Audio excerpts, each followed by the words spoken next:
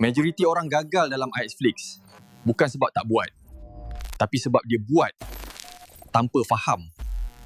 Ramai orang masuk dengan semangat, nampak peluang, nampak income. Tengok orang lain jalan, dia pun ikut. Tapi bila dah dalam, dia sendiri tak jelas apa sebenarnya yang dia tengah bina. Dia ingat benda ni simple, macam platform biasa. Atau paling common, dia anggap IXFlix ni macam Netflix campur MLM. Bila cara faham salah, semua benda jadi salah. Cara approach orang salah, expectation salah, cara build team pun lari. Last kali, penat tapi tak grow.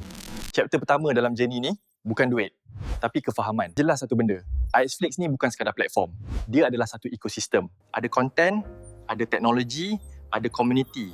Tiga benda ni combine jadi satu sistem yang lebih besar. Maknanya, bukan sekadar user, adalah sebahagian daripada builder dalam ekosistem tu.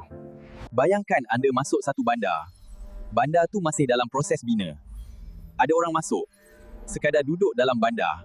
Tapi ada orang masuk untuk bina bandar tu. Bezanya, orang yang faham, dia tahu peranan dia. Dia tahu direction dia. Masalah besar ramai orang. Masuk dengan mindset nak cepat hasil. Bila result tak cepat, mula doubt. Tapi bila faham foundation, anda akan nampak benda ni berbeza. Ini bukan short term game. Ini long term ekosistem.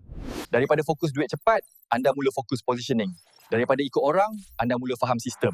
Dan bila mindset berubah, game pun berubah. Dalam ekosistem macam ni, ilmu bukan optional. Ilmu adalah foundation. Kalau skip part ni, mereka mungkin bergerak, tapi bergerak dalam direction yang salah. Ramai orang nampak busy, tapi sebenarnya tak progress. Sebab mereka buat tanpa faham.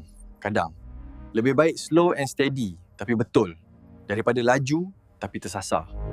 Sebab tu wujudnya MSR Academy. Tempat kita belajar, faham dan susun foundation dengan betul. Kita tak kejar laju, kita kejar betul. Sebab bila foundation betul, apa yang kena lepas ni akan lebih solid.